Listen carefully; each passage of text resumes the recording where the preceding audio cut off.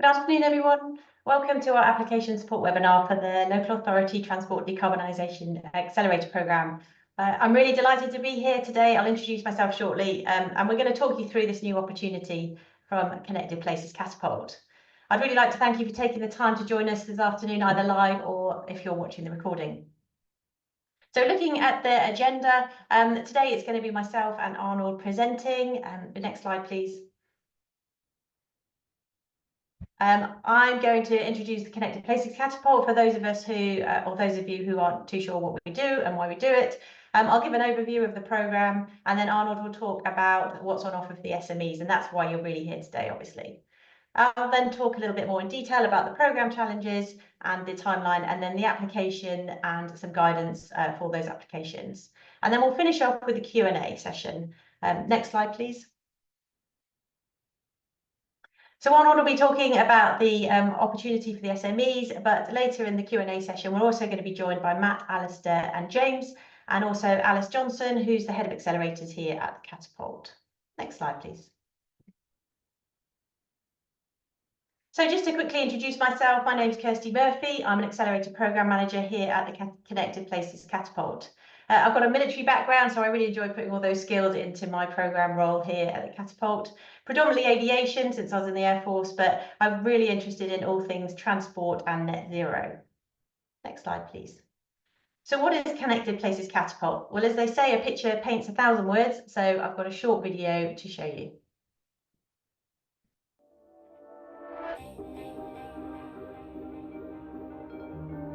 For millennia, cities have been places where bright ideas spark. From the earliest riverside trading posts that turned into today's sprawling megacities in the digital global economy. Cities can create positive experiences for people, always connected by technology. And when connected places work well, it's good for people and the planet. But making a connected place succeed is hard. There's loads of stakeholders, businesses, regulators and community groups who want to be involved across every mode of transport, every type of building, the infrastructure that underpins them, and the data and digital platforms that connect them. All of this is needed to help people, communities, neighbourhoods and local businesses to prosper. Now, more than ever, we need our connected places to succeed. We are in a climate emergency. Rapid urbanisation means 3/4 of us will be living in a city by 2050. And new technologies are revolutionising the way that we live, the way we work, and the way we travel, creating fantastic opportunities for innovation, jobs and growth. At Connected Places Catapult, we connect people, places and businesses for a future of sustainable growth and prosperity. We are the UK's innovation accelerator for cities, transport and place leadership. We are trusted across government, industry and academia, connecting new technologies, business models and investment opportunities. So join with us and be better connected for a future of sustainable growth and prosperity.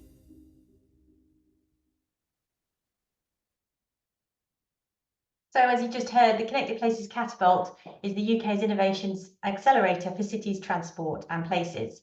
And we're specifically interested in sparking innovative technologies, connecting the market, whether that's SMEs, investors, large industry or partnerships, and accelerating our communities across the UK and across its regions. Next slide, please. We're an independent, not-for-profit organisation providing impartial innovation as a service, but we don't operate alone. We're one of 9 technology and innovation centres or catapults in the Catapult network, spanning over 40 locations across the UK, including Scotland, Wales and Northern Ireland. But we are one Catapult network. We work in partnership to accelerate the UK's economy and to grow our GDP, whilst we focus on skills and investment in small, medium organisations across the country. Next slide, please. So that's an overview of what Connected Places Catapult does, but what we're really here today is to talk about the Local Authority Transport Decarbonisation Accelerator programme. So let's move on to that. So it's widely agreed that a place-based approach is going to help make our villages, towns and cities greener, cleaner, healthier and more prosperous places to live, work and enjoy. For transport, local and regional level organisations are at the forefront of engaging communities and businesses on transport decarbonisation and supporting people to make their travel in a way that works best for them, including providing more sustainable travel choices. Supporting the development of innovative technologies is a vital part of ensuring the UK is well placed to meet our net zero commitments, but we all know that innovators face a lot of challenges in this space. So this Accelerator programme is looking to support both SMEs and local areas to meet the opportunities and challenges of place-based net zero commitments. The programme is obviously being delivered by us, the Catapult, and it's going to run between October this year through to March 2025. And the idea is that we're looking to foster innovation by inviting SMEs, i.e. inviting you, to propose innovative solutions which have the potential to support local authorities in achieving their own net zero goals. Next slide, please. When it comes to the aims of the programme, there are effectively two parts. The first one is focused on our local authorities and subnational transport bodies. So this first part is focused on building capacity and enabling the local authorities and subnational transport bodies to overcome the challenges faced when procuring and integrating innovative technology that will help them decarbonise their local transport. This will come from enhancing the partners' understanding of procurement approaches suitable for innovation, analysis of their existing internal practices, and also increasing their knowledge of the innovation landscape for their specific place-based challenge. And this programme will offer them the opportunity to shape up to 2 innovative solutions that address their local challenge. The second aim, the second part, is focused very much on you, on the SMEs, and supporting you to commercialise your solutions and also to identify potential new customers, specifically in the public procurement market. And I'm going to come back to that specific aim behind the specifics behind that aim shortly. Before I do that, I just want to introduce our programme partners. Next slide, please. So earlier in the year, we had an open call competition for local authorities and subnational transport bodies to apply for, and 2 local authorities and 1 subnational transport body were selected through that competition.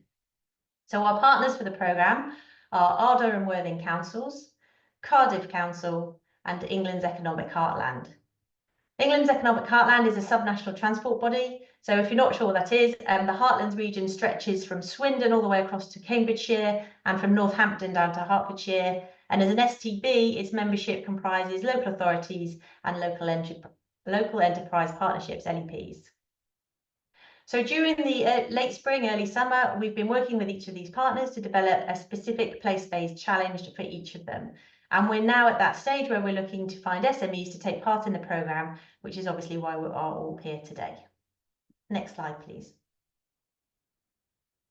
So supported by the Catapult, up to 2 SMEs will work collaboratively with each of the partners. So up to 6 SMEs in total on the programme, looking to refine their solutions to address the proposed challenges, whilst also receiving a bespoke programme of commercial support. I just want to be really clear, in this programme there is no trial as part of the programme, but the value of the programme to you, the SMEs, lies very much in that connection you'll get with the partner local authorities, and also that bespoke business support package that will be tailored to your requirements that we're going to look at now. If you like, the programme could be viewed as a gateway of working with local authorities and SDBs, and would give you an insight into those local challenges and also how your technology might help solve them. So the Catapult has worked closely with Arnaud Dutoit in the past on many other accelerator programmes, and I'm going to ask him to introduce himself in a little bit more detail now, and also to expand on the offering of this programme to you as SMEs. Over to you, Arnaud. Thank you, Kirsty. What an opportunity. I wish I was solely responsible as the individual for all that great impact that the Catapult has derived so far, but we have been a friend of the Catapult as we sprint for the past 7 years, and we have a whole team of individuals and companies that we work with to offer what we have for the SMEs. So really, really nice to meet you all. I hope you all are applying, and those who have applied, I really wish you good luck for this particular program. It's very unique. It's an incredible opportunity to get a chance to put your technology in front of three phenomenal organizations or groups of organizations across our country. Next slide, please. So I'm sure you have heard of many people within the Catapult, and I'm sure you might have come across us before in some of the other programs that we have been advising and supporting. But here's a nice picture of myself and my dad. We're both engineers. We are both industrial investors. And we, on a day-to-day basis, run a company called WeSprint. And WeSprint is our advisory business that we use to help either our own portfolio or companies that we meet through other organizations like the Catapult. As a little bit of a background about us, we have quite a vast experience across kind of three major sectors. We call them transportation, energy, and also the aerospace industry, which actually is what my dad leads on. We can refer to ourselves as something called a family office. For those of you who've heard what that is, we're effectively independent investors. We are not FCA regulated. We invest our own capital into interesting projects and companies, and we have done for almost over 3 generations. So it's been a really fun time learning from my previous mentors and business partners how to handle businesses scaling up here in the UK and also abroad. I've had a very interesting journey. I hope very similar to some of your own. I've been fortunate enough to be privy to a few exits. So I've started businesses and sold them. That's kind of how I guess you can become a really informed investor. And during that time, I've obviously learnt my fair share over the past 15 years of what it takes to form a truly innovative and also, I guess, impactful business that can drive things like decarbonisation. But we pride ourselves on being operators first and then investors. So as part of this particular program, not just myself will be on offer for support. We are working very closely with some of our partner companies. Namely, on this program, we are working with a company called Foundry International, and they are going to act as our sort of back office research support partner on this particular program. We advise and we have our own portfolio of companies, currently spreading to about 11 businesses that I personally have under my own portfolio, but about 78 organizations that we are either stakeholders or owners of within the family office group. We're spread across South Africa, Germany, and the UK. In the UK, we predominantly focus on aerospace and transportation, whereas in Germany, it's more of a transportation and energy focus. And across South Africa, it's wholly an energy focus. So I'm really, really excited to kind of see how we can take some of that operational experience and investment sort of business models that we look at and support you with those. Could I have the next slide, please? So here's a short sort of highlight of what we have on offer using our team. You will get sort of state-of-the-art market knowledge and obviously quite current operational knowledge on certain functions that we can offer you. These are either enhancing what you will enhances what you currently have, or we can even look to support you on creation of some of these kind of key cornerstones of scaling a business. Those are some of the ones on the slide here. Most notably within this program, things like developing a go-to-market strategy and commercial strategies around adopting public procurement might be something that we can really shed some light on, as we have invested and operate businesses that contract within large public contracts. And therefore, we can probably sit on both sides of the local authorities and also the SMEs that are looking to solve those challenges that they provide. We do offer some of our further advisory services in the program if you wish to choose them. We've mentioned things like introduction to customers. We can go as far as introducing you to customers, experts, and potentially even investors if that's on your roadmap. And some of the other ones mentioned here that we can go into more detail with. But overall, I think the thing that we would like to stress most, working alongside Kirsty and her team on this program, is that this is a very unique and very sort of focused program on offer at the moment. Currently, with governments changing and a lot of technology adoption having been forced down the procurement pathway, we want to offer you not only the procurement knowledge that we hold, but also talk to you about alternative models that you can use to gain traction within local and central government bodies that you might want to contract with. So it's a very unique opportunity to work with people who are actively doing this today and who have done it before successfully in the past. I'll also admit that we've had our fair share of failures, but that way we become even better at what we do in our day jobs, because we definitely see them as some of the most poignant learning curves that we've had in our careers. But I will pause there and hand over to Kirsty. I believe it's back to Kirsty at the moment. But thank you very much for letting me tell you a little bit more about us. Thank you, Arnold. That's brilliant. So Arnold's talked there about what you can expect to get from the programme, but obviously the really key part of the programme are the actual challenges. So I want to discuss those in a little bit more detail now. And there's going to be time at the end in the Q&A session for you to ask more detailed questions with the relevant people from each partner organisation. So just a reminder, the programme challenges were all developed through a workshop with each partner that we held, and then we co-wrote them together. Next slide, please. So these are the three challenges that we've got. So starting off with Ardor and Worthing councils, they're looking at a challenge that's focused very much on decarbonisation of refuse collection vehicles. Cardiff is looking at incentivising the transition of their taxis to their hackney carriages to EV. And the third challenge is with England's economic heartland, more data-driven this one, and it's about understanding the impact of their local transport policy changes. And we'll go into each one of those in a bit more detail now. So next slide, please. So first up, Ardor and Worthing. So the aim for Ardor and Worthing's council is to be carbon neutral for the emissions that they have control over by 2030. They've got a fleet of more than about 150 vehicles, the emissions of which count for 40% of their total scope 1 and 2 emissions. They've the ones under their control, I should add. They have already begun transition to EV across the fleet. They've already got electric vans and they've got more delivered this summer.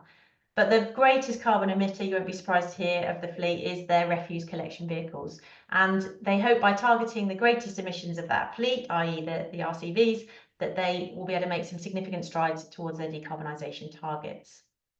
So a little bit more detail about those RCVs. They currently collect refuse from around 80,000 dwellings using 30 vehicles. In anticipation of electrification, they've actually already completed a data collection exercise, and which proved to them that each of the current rounds that exist could be serviced by an ERCV on a single charge. And they've also looked into the electrical connection into the current depot and checked that that's viable to be able to convert that to for electric. That's fine. Obviously, the cost of purchasing an entirely new fleet of our ERCVs is prohibitively high, and it's a real challenge for the councils to understand what the true long-term running costs would be, and also what the lifespan costs of any alternative solutions would be. So they're really looking and really interested in alternative ways to modify or upgrade that fleet to concurrently increase the lifespan of those vehicles and also to help reduce their emissions. So in sum, and that's what the bullet points are, in sum for this challenge, the councils are really interested in hearing from any innovators with solutions that could provide long-term solutions to decarbonise their refuse collection vehicles. That might be to help them electrify their existing ICE refuse fleet, or it might be to help them understand the lifespan costs of repowered solutions. I just want to point out that's not an exhaustive list, and I'll repeat that phrase for each of the challenges. The councils are clearly interested in hearing about any solutions that might help solve their particular challenge. We sort of pulled those out as some good examples, maybe to help people understand where they might fit in. Moving on then, next slide, please. We're looking at Cardiff next. So One Planet Cardiff strategy's got some really clear actions that the council's taking to deliver on their ambition to achieve carbon neutrality by 2030. However, most of the city's current fleet of their hackney carriages / taxis are powered by internal combustion engines and are also ageing. So there is a requirement to transition these taxis to more sustainable vehicles, specifically EV. There are actually about 720 hackney carriages across Cardiff in quite a range of ownership models from individuals, small groups and large companies. The taxis licensed by the council, some of them are black cab style, some of them are what I would call a normal vehicle, but with a white bonnet, so they're easily distinguishable. And 50% of them are wheelchair accessible vehicles. So back in October 23, the council conducted a benchmarking exercise to identify what the fleet composition was, typical mileage, fuel consumption, that kind of thing. And the report also included some recommendations for how to achieve value for money when incentivizing transition to the newer technology vehicles, i.e. which vehicles they would be best targeting. The interesting part about this challenge is that obviously it involves the actual taxi drivers. So the licensed taxi drivers are a really established network cohort. There's about 2,300 of them, and there are perceived barriers to switching to EV by these drivers. Generally affordability, suitability of available EVs, particularly around range anxiety, and also vehicle accessibility, bearing in mind that sort of 50% of them are wheelchair accessible. There was a previous scheme tried to encourage transition to EV, which compromised with a very traditional leaseback scheme. It wasn't successful, and predominantly due to the perception that EVs don't provide sufficient range for the taxis operating in the Cardiff area, noting that some of the taxis might be asked to travel to and fro the Cardiff airport, for example. So the driver cohort really need a strong incentive to change and a really personal, convincing personal economic case to encourage that transition. So Cardiff is looking for innovative solutions to incentivise the adoption of EVs and or to provide greater range of options to aid that transition. So looking for innovators who have solutions which might include leaseback schemes, innovative investment structures, car sharing options, the market advantage for EVs, any range extension options or services, and also, or should I say, lease or insurance schemes to de-risk premature battery failure. Right, final challenge then. Can we move on to the next slide, please? So all three challenges you can see are really quite different. So this one is for England's economic heartland, our subnational transport body. So transport-related emissions are a particular challenge for EEH in that region. In 2020, for example, the transport emissions equated to just under half of the total carbon dioxide emissions, but that compares to about a third nationally, and transport emissions are increasing at a faster rate in the region than elsewhere in the UK. So it's something they're very much focused on.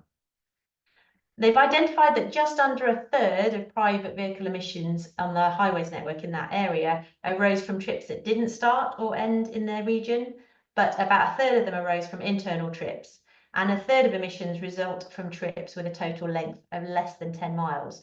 So understanding and being able to monitor these trips at a regional level would really provide them, or provide EEH's partners, so the local authorities and LEPs they work with new opportunities to deploy services and infrastructure to help reduce climate impacts.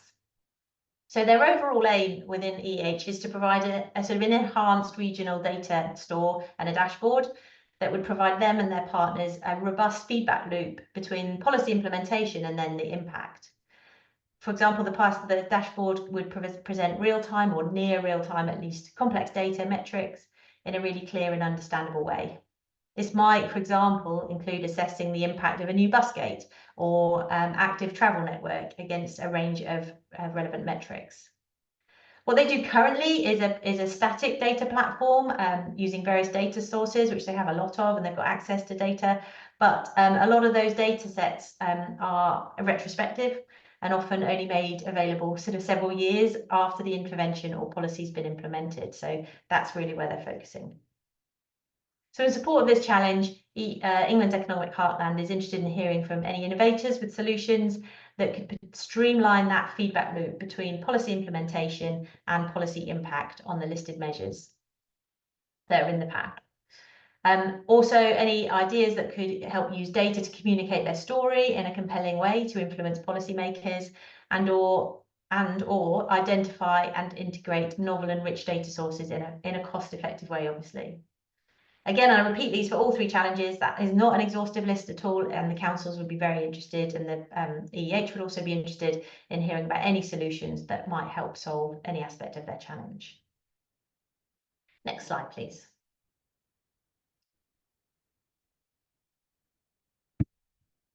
Okay, so we've heard about the challenges. Let's talk a little bit more specifically about the programme itself. Next slide. Hopefully all of that has piqued your interest. You're really desperate to apply now, so hopefully we can now look at that aspect of it. So the programme here I've split into two sections really. That first section we're currently in, We're looking to source and award SMEs and get some SMEs onto our programme. So we're in the middle of the competition. You can see the competition ends, the deadline is midnight on the 15th of September, and we've extended it over the summer period because we appreciate August is not the best time to be running a competition. We'll then do a full assessment of those applications, and then we'll do some interviews, and I've got some more information about that shortly. And then we'll be looking to award SMEs onto the programme no later than the 7th of October. The programme itself, we'd look to kick it off with a welcome day on the 16th of October. That would be in person, likely to be in London, but TBD. It's effectively a 4-month programme, and then adding on to the end of it some impact and evaluation, finishing with a showcase event. The location of that is dependent on which SMEs and locations across the country. Next slide, please.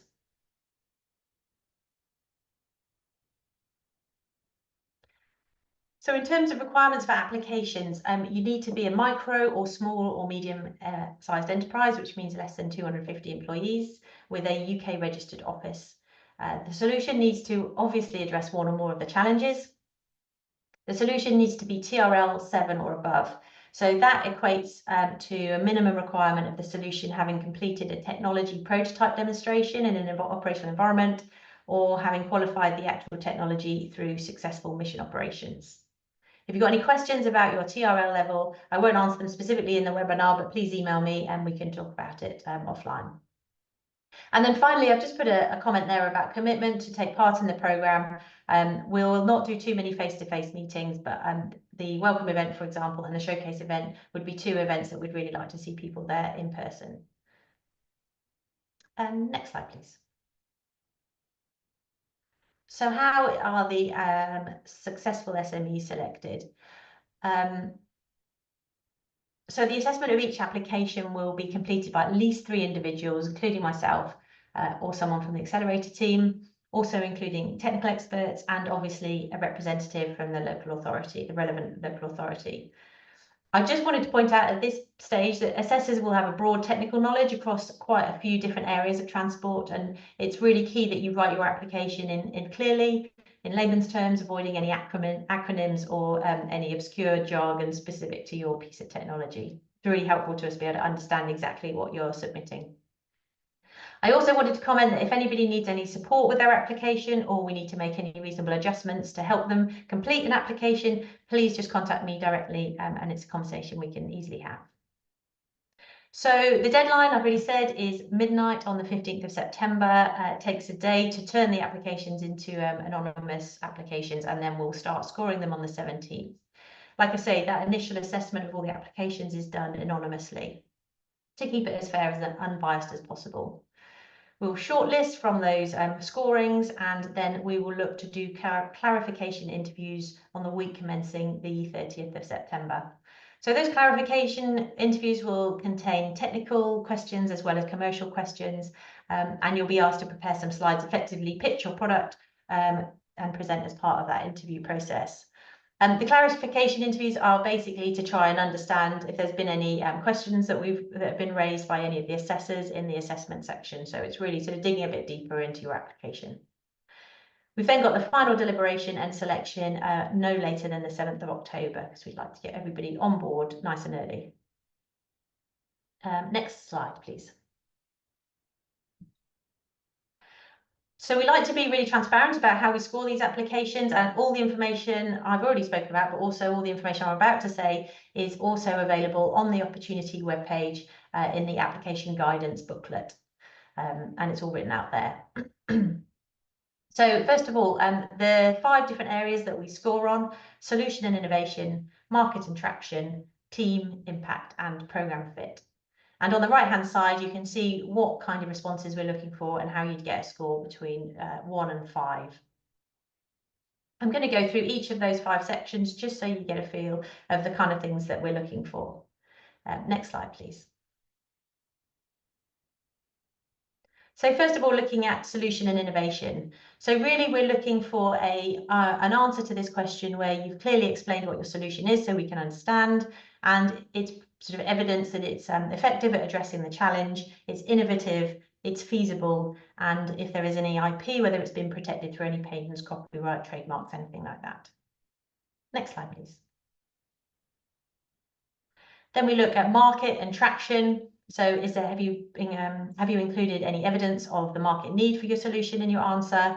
Have you got competitive advantage? Have you identified any commercial risks? And is there a mitigation plan accordingly? And then also what traction you've already made in the market and whether any revenue has been generated by the solution. Next slide, please. We then like to look at the team. So has the team evidence that you've got required skills, evidence and capability to scale the business? Have you got the capacity and resource to actually take part in the program, or are you really stretched? And also really importantly, are you committed to upholding quality and diversity practices within your team? Obviously, not everyone will necessarily have full policies on that, but it's really an understanding of where what your approach would be as you scale up. Next slide, please. Then we look at the impact that you think the program would have on you. So what's your objective for the program? What do you think the main impacts would be of your solution for the partner, for the wider industry, and also for yourself? And what approach would you take to potentially measure that impact? And next slide, please. And then finally, we look at program fit. Some of this is really key, things like, is the solution actually at TRL level 7 to 9?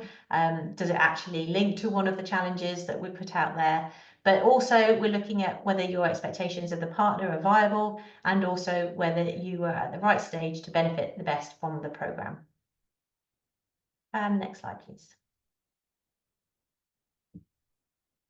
So like I said, all that information about the application guidance is in the document that's on the website. And in terms of applying, if you go to the website, you'll see the page that looks a bit like this one. You can find it just going onto the Connected Places Catapult website and looking under opportunities, and it's listed there. And I've also put the link at the very top in the chat. You'll be able to apply to it. There's also lots more information on case studies on other programs if you want to find out a bit more about the experiences of other SMEs on some of our programs and some of our other projects. All of the documentation, and we have an application form on there. Although you'll apply through a portal just by clicking apply here, we've downloaded the questions onto a document PDF so that you can download them and have a look at them in advance before going onto the portal. So there's that. There's application guidance, which covers a lot of the stuff I've just talked about this afternoon. There's also a more detailed description of all of our partners. So if you want to read a bit more about the partner that would be involved in that challenge. And there is obviously a detailed explanation of what the 3 challenges actually are as well. So plenty of information on that webpage. Next slide, please. Okay, that brings us to the Q&A. I can see we've got a few, so let me just get my screen sorted. If I could ask Matt, James, Alistair and Alice as well, and Arnold, in fact, to put your cameras on.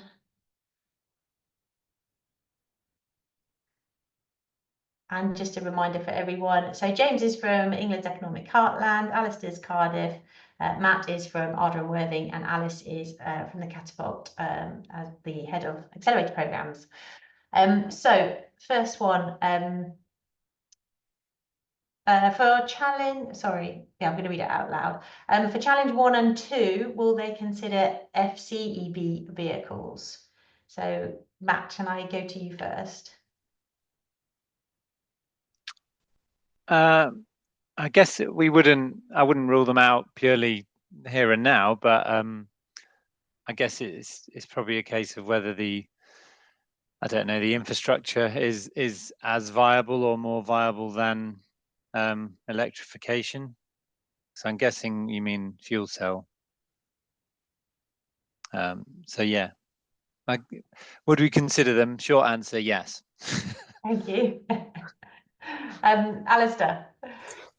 Yeah, thanks. Very similar to Matt. I think yes is the answer. We certainly wouldn't exclude them. I think they pose a different set of challenges, maybe, but yeah, certainly wouldn't exclude it.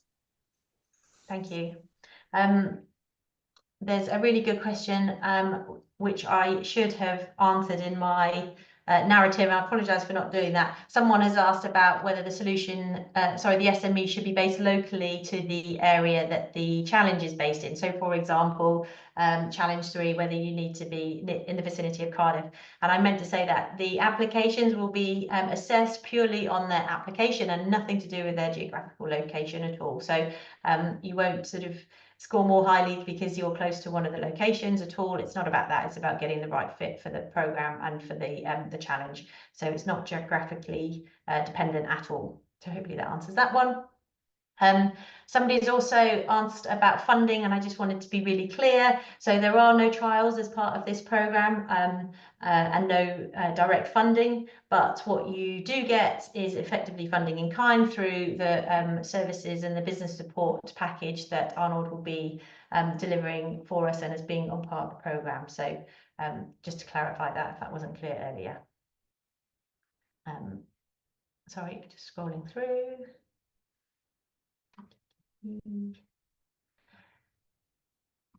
Can an SME work collaboratively with other SMEs or have subcontractors as part of their pitch?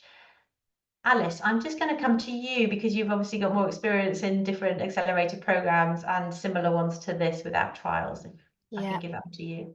Yeah, absolutely. So we very much encourage collaboration. I think that's great, and this is the sort of things that we like to see coming out of these types of programs. So on the basic answer is potentially yes. We would want one lead applicant. So how you demonstrate the capabilities of your network within that application is obviously up to you, as long as the other SMEs you'd be working with would be eligible in the same way that you are. But we want one lead party, so that one lead SME would be part of the program because we only have 6 spaces, but we could encourage collaborative working with other SMEs. I think that's fine. Obviously there's no funding available, as you said, so the subcontractor bit probably isn't relevant until later down the line where those commercial opportunities are realised, and that would be up to you to then discuss that with other suppliers. But yeah. Thank you. Hopefully that answers that question. Let me make sure I've clicked it. Yeah. Need to click that. What is the timeline for delivery of the solution? Is it optional? Are there any constraints on that, say to be delivered within a year, etc.? So the idea of the program is that you have a solution at TRL level 7 to 9 that we can look to develop further with the local authorities in that 4-month period. But at the end of March, the program will finish. And so we're looking to sort of allow the local authorities to help develop your solution in a way that, or influence the solution. But at the end of March, that's when the program finishes. Before we finish the program, we'll obviously work with both the SMEs and the local authorities to see if there's a way forward to move forwards beyond the end of the program and to continue a relationship. But that will be very much dependent on what's happened within the program. Alice, is there anything else you wanted to add on that, or Arnold? No, from my side, I think, obviously we're hoping that as this program progresses, those opportunities and those trial opportunities will become more apparent, but those, depending on what the trial is, that those things can take all sorts of different amounts of time to be put into practice. So that's totally open-ended, really. Somebody has asked if it's possible to get in touch with delivery partners during the application process. If you've got any questions as to whether you think whether your solution is the right fit for the program, you're the right fit, or the solution is the right fit for a challenge, please just email me directly and we can have a conversation about that. So if you just contact me, I can arrange any conversations we need to have. So please do that. Let me just read this one slowly. I think there's another question which says the same thing. It's an anonymous question, so I can't ask them to clarify. I think someone else is asking about whether there's a way to be put in contact with the local authorities. So again, just contact me if you've got any questions about the your suitability or eligibility for the programme.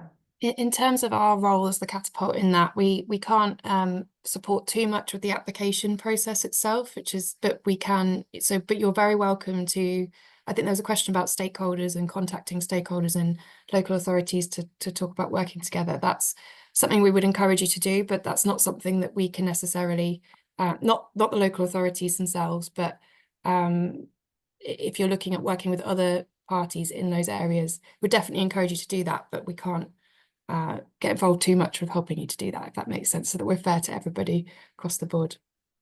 And it's probably worthwhile stressing that obviously once the successful SMEs, that first section of the programme where we'll be working with Arnold as well and the local authorities to identify with that particular SME, that particular solution, what we want to do over those 4 months. So there's sort of a period of time at the very beginning of the programme where we'll be sort of investigating that further.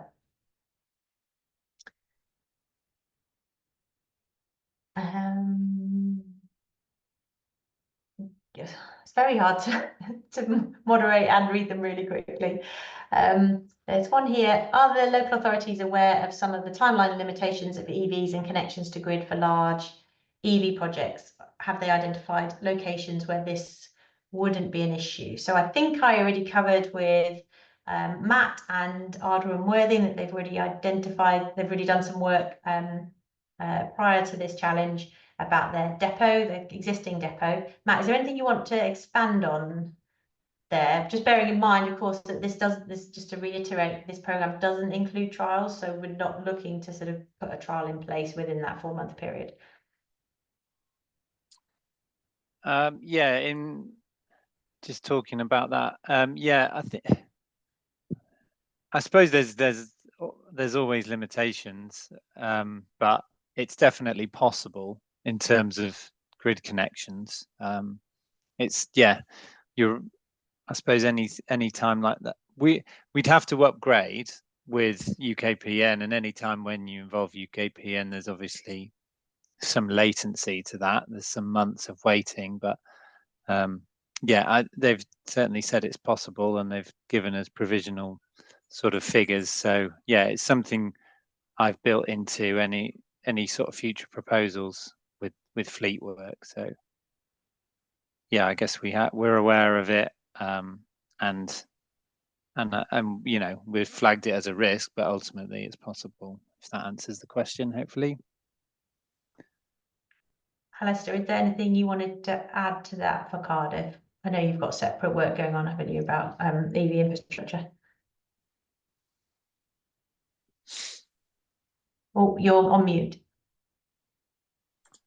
Sorry, not yeah, slightly different in Cardiff, and slightly different to perhaps Matt's sort of challenge, in the sense that obviously we won't be thinking about very heavy cables to juice up an RCV or anything like that in terms of supplying the taxi industry. So there's a number of providers and there's a number of locations where we know chargers can be installed or utilized, and we're very interested to see, you know, what the options are for Cardiff and to support the taxi industry more broadly. So I don't think perhaps the issues are so great. We've got chargers out there. We could always do with more. But I think we've got a fairly good network and understanding of where things are at. The other point I just wanted to pick up on was just the question about stakeholders. I think bearing in mind engaging with, you know, potentially, you know, 700 different taxi vehicles, I think I'd be very cautious about people engaging with that outside of the council. I think that's one of the things we can bring that brokerage. And so just, you know, just to highlight that to potential SMEs, that, you know, that's kind of like part of the selling point that we can bring to this, is we have that network, we can have that engagement, and I'd be cautious about engaging with that sector at a sort of bid stage, because I think it could all set all sorts of hairs running. But yeah, we're there to support those SMEs in the future. Yeah, brilliant, Alistair, thank you. And it really highlights that point, which we tried to make at the beginning, about that's the real sort of uniqueness of this programme, is that connection to the local authorities and what that can bring you as an SME, benefits of that. Right, I think we have no further questions. Let me just check the chat. No, I think we're good. Oh, there is one specific to Alistair. with History's Cardiff of support British PRT solutions, is there no consideration of existing PRT solutions being utilised to support or replace taxis? Sorry, can you just decode PRT solutions for me? Whoever the inquirer is. Oh, Dave. You can pop it in the chat or... Yeah, chat or in the...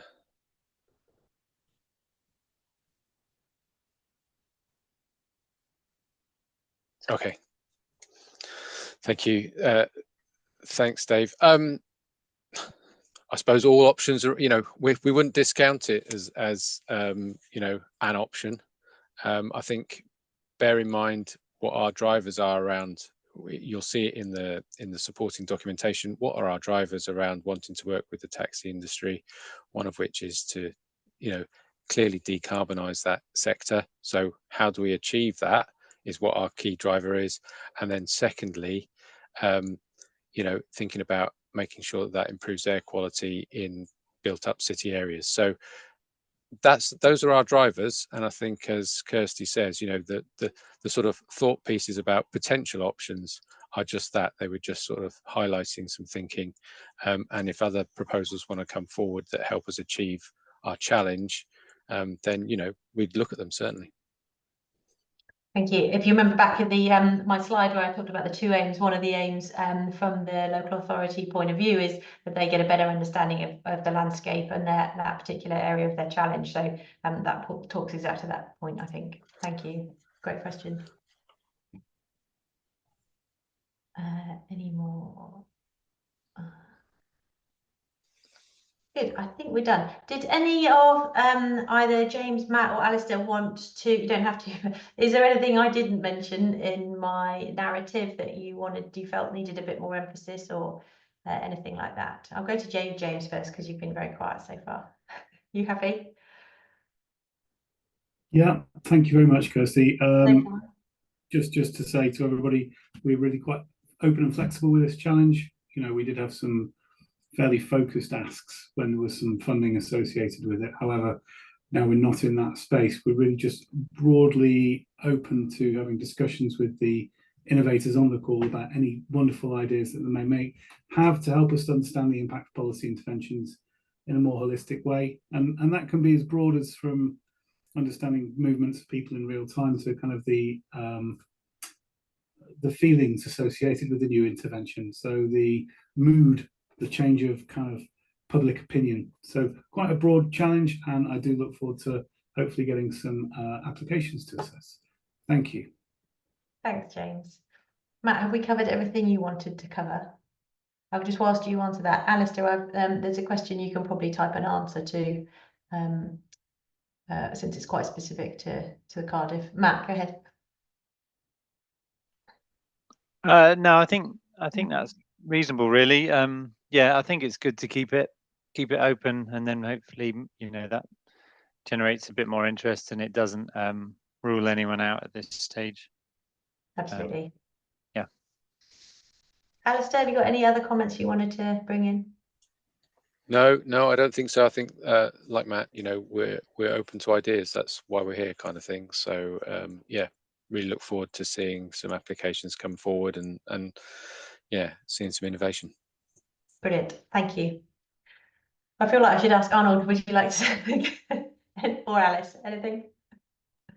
I think just I'll jump in before Alice and just say that you've been very kind, Kirsty, and sort of say me, but also my whole team are behind me as well, willing to help where required. So really hoping to meet a lot of cool innovations, ready to adopt their tech.